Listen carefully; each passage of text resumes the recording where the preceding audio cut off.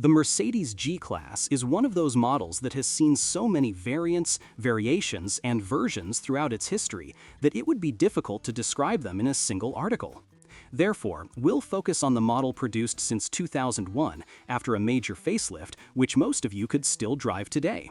The classic design of the Mercedes G differs from other typical off-roaders primarily in its box section frame, made of closed profiles, the so-called DEF frame. In practice, this not only translates into greater structural rigidity, but also significantly improved corrosion protection. This translates into a high vehicle weight, but good corrosion protection is paramount in such a vehicle, contributing to its high price. The W463 has permanent four-wheel drive, meaning 3 differentials, but equipped with 3 locking differentials. This means the drivetrain performs well in all conditions, on and off-road. The vehicle's suspension is based on 2 rigid axles sprung by a set of shock absorbers and springs. This translates into a relatively high level of ride comfort, but it is subject to some rocking. The hydraulically assisted steering is imprecise. The engine range for an off-road vehicle is quite extensive between 2001 and 2018, but the market has changed significantly since 2012. While until 2012, customers were happy to choose petrol and diesel engines, as the G-Class became more synonymous with luxury than off-roading, petrol engines, especially the largest V8s, have gained market dominance. All diesel engines were equipped with common rail injection, while petrol engines were equipped with indirect injection, except for the M157 and M176 units. All engine variants are paired with automatic transmissions. Initially, these were 5-speed, then 7-speed, and finally 9-speed units. These are Mercedes' own designs. Which engine to choose? It all depends on your preferences and how you use the car. If you plan to drive it a lot and do off-roading, a diesel is the best choice. Virtually any engine is fine, though the least powerful C270 CDI variant is considered the best. It's a 5-cylinder inline engine with a mere 156 horsepower. However, this applies to older cars, so wear and tear on such an engine, especially its accessories, can be significant. The more powerful V6 variants offer significantly better performance and refinement, but also significantly higher maintenance requirements. Breakdowns, on the other hand, entail expensive repairs, although in the case of the G-Class, we're talking about wealthy individuals anyway. A well-maintained diesel engine will perform well both in everyday use, fuel consumption around 12 liters per 100 kilometers, and on long trips, including off-road ones. The same can't be said for the most powerful, yet also most fuel-hungry G400CD. The V8 diesel was more of a proposition for those who wanted the prestige of a V8, but also a reasonable range. The engine is considered less than ideal, struggling with overheating, turbo and injector failures, and repairs are generally prohibitively expensive. This is the one version of the G-Class that's simply not worth buying. Among the petrol engines, the M112 engine, a V6 design G320, is a rarity. Compared to younger diesels, it has poor performance and very high fuel consumption, around 18 liters per 100 kilometers, not much lower than the V8. Of course, it's not that the G-Class can't drive with this engine, but the performance-to-fuel ratio is unfavorable, similar to the G270 CDI. Furthermore, it's the least problematic engine in the entire range, and it's also exceptionally durable and the cheapest to maintain when equipped with an autogas system. The remaining petrol engines are V8s. The G500 variants with the M113 engine are highly praised, boasting exceptional durability and offering superior performance to the G320. Of course, repairs are more expensive in the event of a major breakdown, but the engine itself is worth it. The same cannot be said for the 5.5-liter M273 unit used in the G500 from 2007. It struggled with a timing chain drive failure and seizure, although such problems are not common in the G-Class. It is one of the few versions of this car that can be considered quite risky. In 2015, this unit was replaced by a much smaller 4.0-liter unit, which Mercedes still uses today. This engine was designed not by Mercedes itself, but by AMG.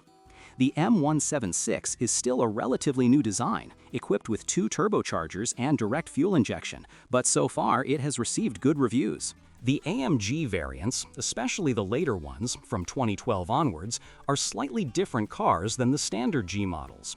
With a stiffer suspension, road-ready tires, an exhaust pipe routed under the sill, and rather mediocre off-road capabilities, though this can be quickly improved with accessories. Unlike other similar cars, such as the Jeep Grand Cherokee SRT, it still has a low-range gearbox and differential locks. Repair and maintenance costs are obviously higher than, for example, the G500, although the G55 AMG has an engine from the M113 family, which differs slightly from the M112 in the G500.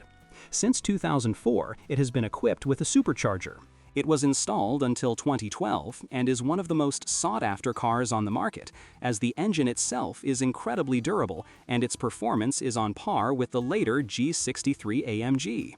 The G55 is perfectly suitable for everyday use, and even the car's configuration isn't as road-oriented as the later G63. The G63 AMG model, after 2015, used a twin-turbo V8 engine designated M157, but the block was derived from the less-than-successful M273, although seizure issues were rare.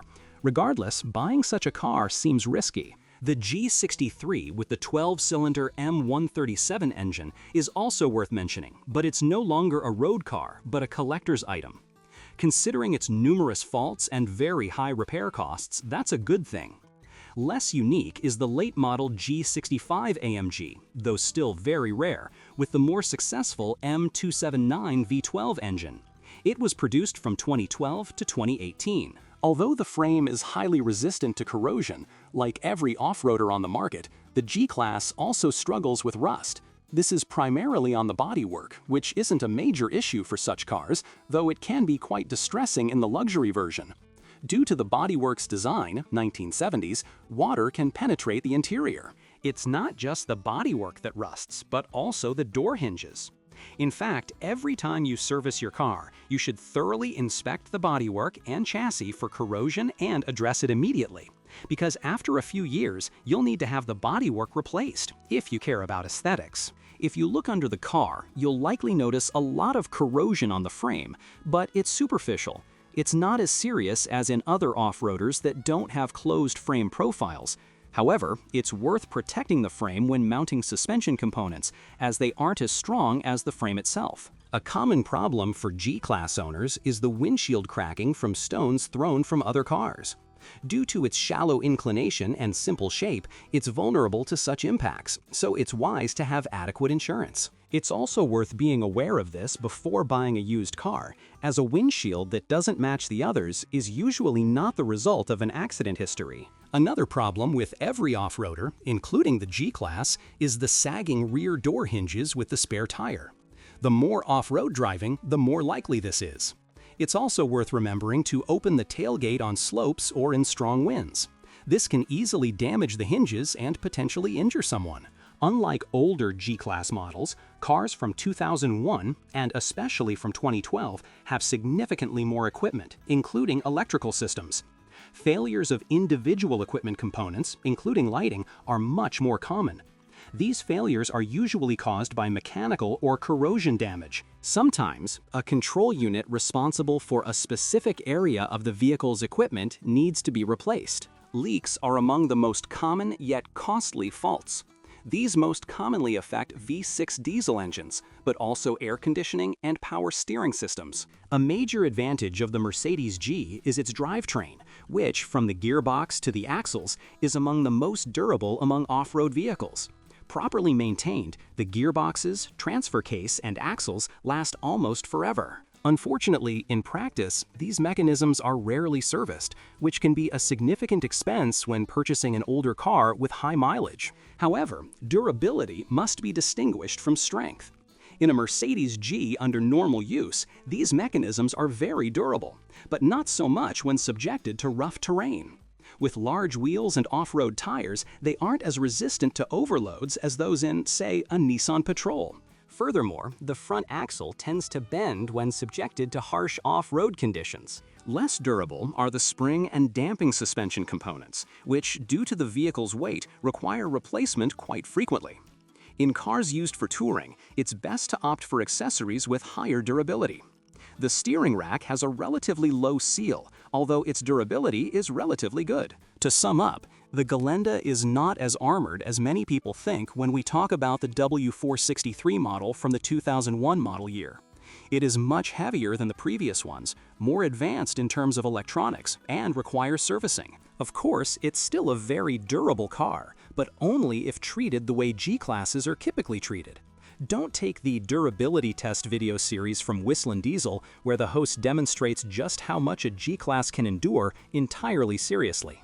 It doesn't directly reflect reality, as it doesn't show the actual damage and repairs required to restore the car to a condition you'd actually want to drive. The G-Class is a very durable car, assuming it's used like an SUV with occasional off-road excursions. Its indestructibility is widely exaggerated and applies primarily to the W461.